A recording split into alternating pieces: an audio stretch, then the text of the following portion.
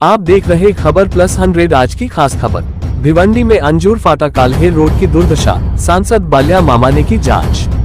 भिवंडी अंजूर फाटा Kalher road की हालत बहुत खराब हो गई है।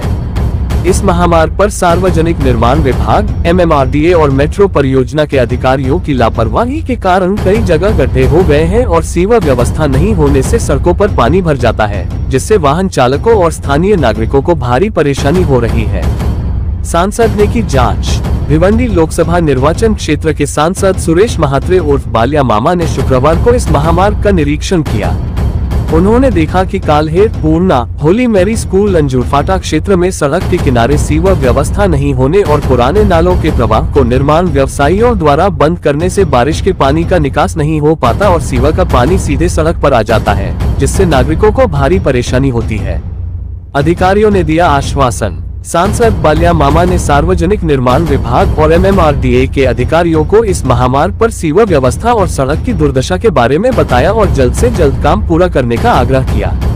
अधिकारियों ने लिखित आश्वासन दिया है कि वे इस मामले में ध्यान देंगे और लंबित कामों को जल्द से जल्द पूरा करेंगे। सांसद की चेतावनी। सांसद बाल्या मामा ने चेतावनी दी है कि अगर अधिकारियों ने इस मामले में ध्यान नहीं दिया और काम पूरा नहीं किया तो भविष्य में बारिश के मौसम में सड़क बंद करने की स्थिति उत्पन्न हो सकती है। उन्होंने कहा कि अगर अधिकारियों ने आज के निरीक्षण दौरे में दिखाए गए कामों के बारे में ध्यान नहीं दिया तो संबंधित अधिकारियों के खिलाफ कार्रवाई की जाएगी।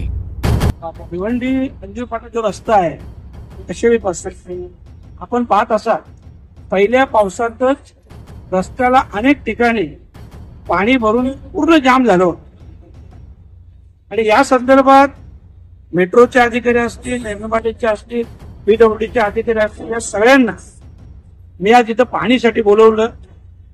पाणी दरम्यान एक निदर्शनास आलं, दोन्ही PWD असतील किंवा MMRDA असेल, दोन्ही अधिकारी हात झटकण्याचा प्रयत्न करतात।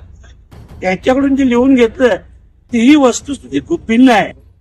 एकंदरीत काम करण्याची मानसिकता अधिकाऱ्यांमध्ये का नाही याचं मलाही उत्तर मिळत नाही।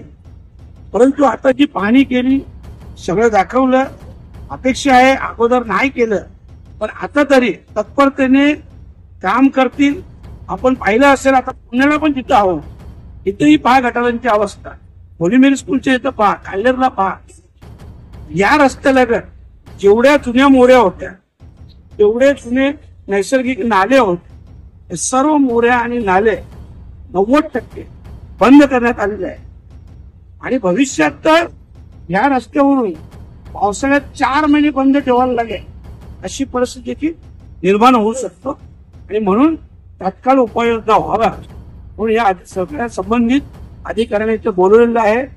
2 दिवसात कशा प्रकारे काम चालू करायचं, काय करायचं या संदर्भात तेही आढावा घेतील आणि खास करून आपण बघितलं असेल इथले लगत जेवढे बिल्डर आहे सगळ्या बिल्डरांनी सगळे नैसर्गिक नाले जे असतील किंवा मोऱ्या असतील या बंद केले, तर त्या पुन्हा चालू झाल्या पाहिजे, तरच हा पाण्याचा निचरा होऊ शकेल, तर हा रस्ता वाहतुकीसाठी राहील आणि या गावांचं संरक्षण।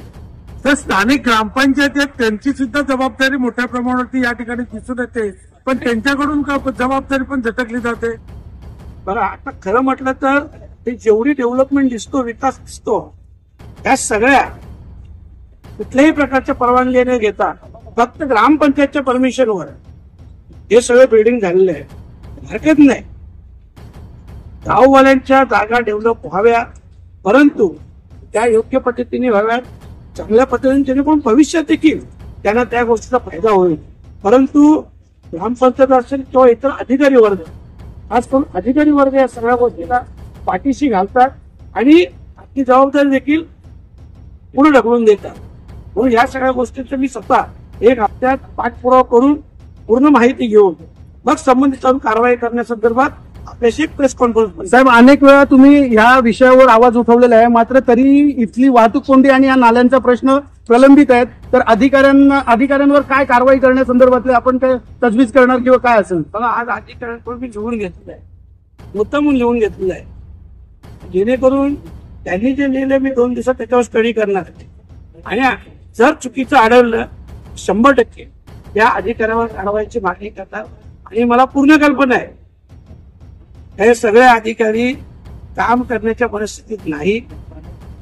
कदाचित त्यांचा काही याच्यात फायदा नसेल, परंतु मी नेहमीच सांगतो, मागचं विसरून जायचं, पुढे जर चांगलं करता येईल ते चांगलं करायचं, पुढे तरी चांगलं करतील अशी अपेक्षा आहे. नाही केलं तर त्या अधिकाऱ्यांना धडा शिकवण्यात येईल.